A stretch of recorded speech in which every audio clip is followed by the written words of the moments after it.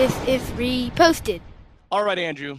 I'm sure perhaps you've seen the video of the kerfuffle in St. George, Utah, where basically some people were protesting having to wear masks for a school district. And they got these people on record. It really does look like a Saturday Night Live skit, as people are saying, like, if you make me put on a mask, you're taking away my freedom. They basically had people on record saying coronavirus doesn't exist. Then some people outrageously went on and said, like, wearing a mask is like the George Floyd killing in Minnesota. All that to say is that there are difficult people in the world that were making life difficult for this superintendent of a school who is basically just trying to provide a safe place for people and kids to come to school. Just for some scientific conflict or context before we get into this, the Spanish flu 100 years ago, 1918, 500,000 people died, a third of the world's population was killed. They found three basic things that worked. Wearing a mask. You just said 500,000 people died? There was 500 million, excuse me, correct. 500 million, a third of the world's population. They found three things that work: wearing a mask, social distancing, and not going to large groups. So these people that are arguing against that are arguing against 100 years of science. So the question is, how do you deal with difficult people? I Googled an article from Psychology Today that says this: believe it or not, you could stay calm, diffuse conflict, and keep your dignity with difficult people. Before we get to that list, is there any personal things that you use or philosophies you have when dealing with difficult people? I walk away. That's it? Yeah. I think you just don't have time for it. No, because you have other stuff going on in life. And I mean, you can't always walk away from it, but like, keep a sphere of people in your life or situations in your life that like set you up for success. I love that you brought this up. In my life, I wanted to admit this. I have people that do not believe that the coronavirus exists, that will not wear a mask and believe wearing a mask is taking away their freedom. So in my life, I can't walk away. So thank you for bringing that up. I can't believe what Thanksgiving is going to bring, the discussions, but I can't leave because I have people in my life that believe those three things. Okay, so how do you talk to them? I think the key for me has really become giving difficult people some context. In 1918, there were people that protesting wearing masks. Difficult people have been around forever. They're not going anywhere.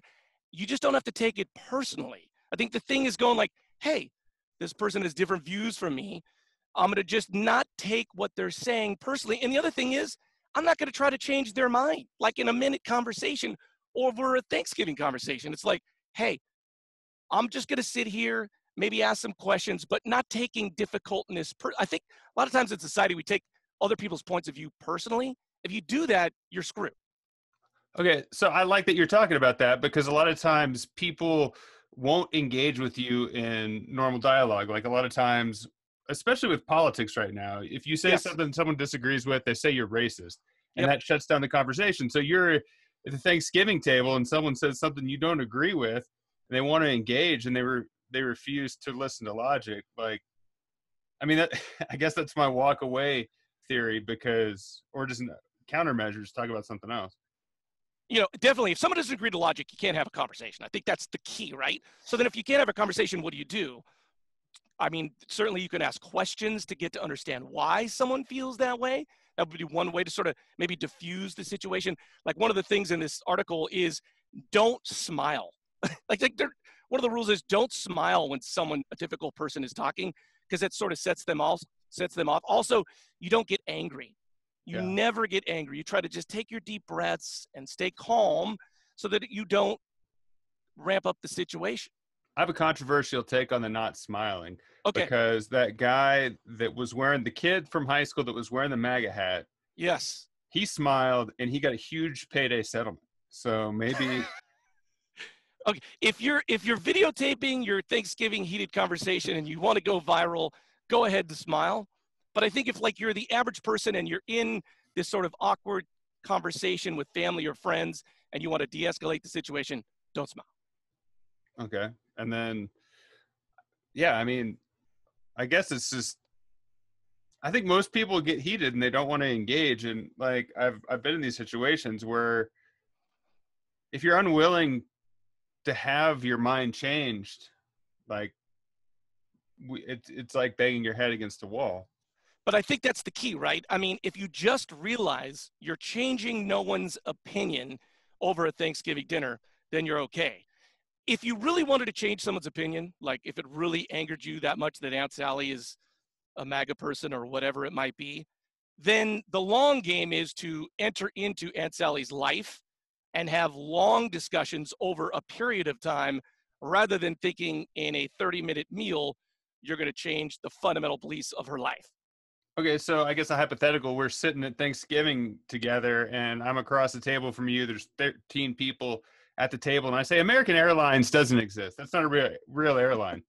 Like, what do you respond to that comment, or do you go for more cranberry dressing? Is it the logical response like, hey, I don't understand. What does that mean, right? I mean, the obvious response there is, I mean, I guess you could take that personally, or you could say like, hey, what are you talking about? Help me understand. I feel like I've ridden that airlines before. Did they go away? Yeah. I guess what you're saying, and I'm coming around to it, is don't take it personally, because maybe someone's going to say something that's specifically targeted at you that they know is going to make you upset. That, like, maybe you're a Trump supporter or maybe you're a Biden supporter. They're going to say something targeted that could trigger you because they know that you can start in a yelling match or have the confirmation bias of whatever you're going to say. And I want to say this, that because I have some skin in the game, I got 3 kids who can't go to school. I have a wife who's a teacher who has to teach from home, right? I think this health crisis for my family has really affected us because we can't go to school, because there's a certain portion of our American society that doesn't believe you should wear masks and that believes it doesn't exist. And when I hear these people, and I saw that viral video, it really raised my blood, because I was like, I just can't believe these people don't want to have logic about science. But we cannot change their mind in a minute. We can't. And by the way, those people there's going to be another pandemic in 100 years. There will still be people believing that it doesn't exist. I agree with you. I like that we're predicting 100 years from now exactly there's a second there was we didn't have that on the reposted bingo 100-year predictions. I think we should add that to the board. Forecasting 100 years out. All right. If you have a post you'd like us to further explore, please reach out. You can find us at Reposted Podcast on Facebook, Twitter, or Instagram. I'm Andrew Keller for the Bubonic Plague saying thanks for stopping by.